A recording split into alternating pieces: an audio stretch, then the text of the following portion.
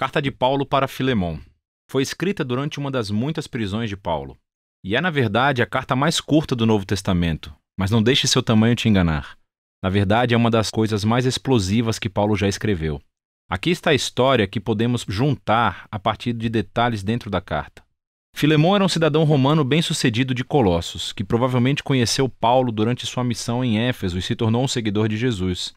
Mais tarde, quando Epáfras, colega de Paulo, começou uma comunidade de Jesus em Colossos, Filemon tornou-se líder de uma igreja que se reunia em sua casa. Filemon, como todos os patriarcas domésticos do mundo romano, possuía escravos, um dos quais se chamava Onésimo. Em determinado momento, esses dois tiveram um conflito sério. Onésimo enganou Filemon de alguma forma, talvez tenha sido roubo ou talvez ele o tenha traído, mas não sabemos exatamente. Mas depois Onésimo fugiu.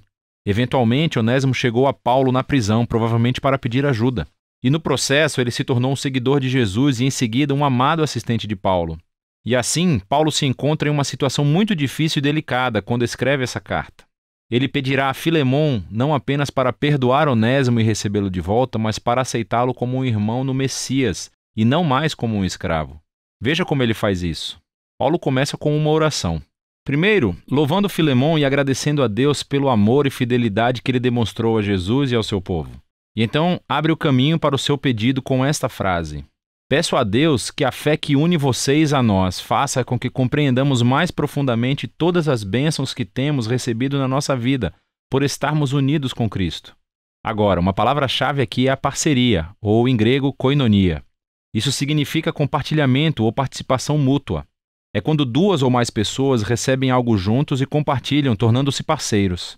Paulo está dizendo que a fidelidade a Jesus significa reconhecer que todos os seus seguidores são parceiros iguais, que compartilham juntos o dom do amor e da graça de Deus. E para Paulo, essa experiência de koinonia entre os seguidores de Jesus não é apenas uma ideia, é algo que você faz em seus relacionamentos, o que leva Paulo a seu pedido. Ele finalmente cita Onésimo. Ele diz que ele se tornou o filho de Paulo na prisão, o que significa que Paulo levou Onésimo para dedicar a sua vida e lealdade a Jesus. E assim, Paulo e Onésimo são agora membros da família no Messias. Ele está servindo a Paulo fielmente na prisão. E mesmo que Paulo queira mantê-lo por perto, ele sabe que este conflito não resolvido com Filemon tem que ser reconciliado se eles afirmam que são seguidores de Jesus. O que leva Paulo ao seu pedido ousado, que Filemon receba Onésimo de volta. Não mais como um escravo, mas como um irmão amado no Senhor. Este é um pedido muito ousado. Sob a lei romana, Filemon tinha todo o direito legal de punir ou mandar prender Onésimo. E Paulo não está apenas pedindo-lhe para perdoar Onésimo, mas para receber de volta seu ex-escravo em Colossos como um igual social, como um membro da família. Isso é muito mais do que gentileza, isso é inédito.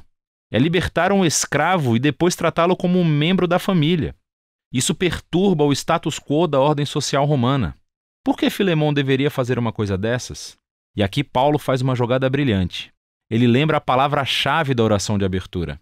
Ele diz, se você realmente é meu parceiro, é aquela palavra grega koinonia novamente. Então receberá Onésimo como se ele fosse eu.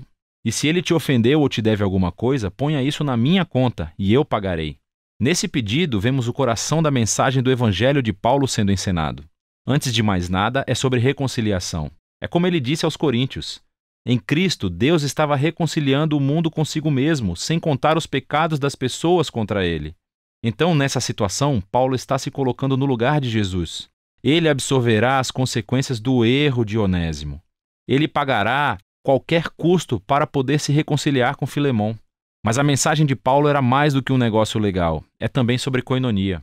Onésimo, Filemon e Paulo são todos iguais perante Deus. Todos compartilham a mesma necessidade de perdão.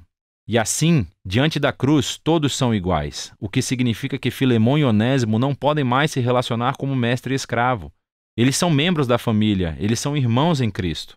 Ou, como Paulo disse a Filemon e a toda a igreja de Colossos, na nova família de Deus, as pessoas não são gregas ou judias, nem circuncisas ou incircuncisas, nem estrangeiras ou bárbaras, escravas ou livres, mas Cristo é tudo e está em todos. Paulo encerra a carta afirmando a sua confiança de que Filemon fará mais do que o pedido de Paulo. E ele pede para que prepare um quarto de hóspedes, porque quer visitá-lo assim que sair da prisão. E então, com algumas saudações finais, Paulo encerra a carta. A carta de Paulo para Filemon é poderosa por muitas razões. É a única carta em que Paulo não menciona explicitamente a morte ou ressurreição de Jesus. Isso não é um descuido. Ele não precisa explicar a cruz com palavras porque está demonstrando isso através de suas ações. Paulo está incorporando aqui o significado da cruz. Ele tornou-se no lugar através do qual Onésimo e Filemão são reconciliados com Deus e depois uns com os outros. Essa carta também nos mostra que as implicações das boas novas sobre Jesus são extremamente pessoais e nunca privadas. O fato de Filemão e Onésimo serem agora irmãos em Cristo faz com que o seu relacionamento de senhor e escravo seja totalmente irrelevante. A família do povo de Jesus é o lugar onde todos são beneficiários da graça de Deus. É um novo tipo de sociedade, ou uma nova humanidade, como ele a chama na carta aos Colossenses, onde o valor e o status social das pessoas não é definido por raça, gênero, classe social ou econômica. Em Cristo há simplesmente novos seres humanos que são iguais, que compartilham juntos a misericórdia de cura de Deus através de Jesus. E é disso que se trata a carta de Paulo a Filemão.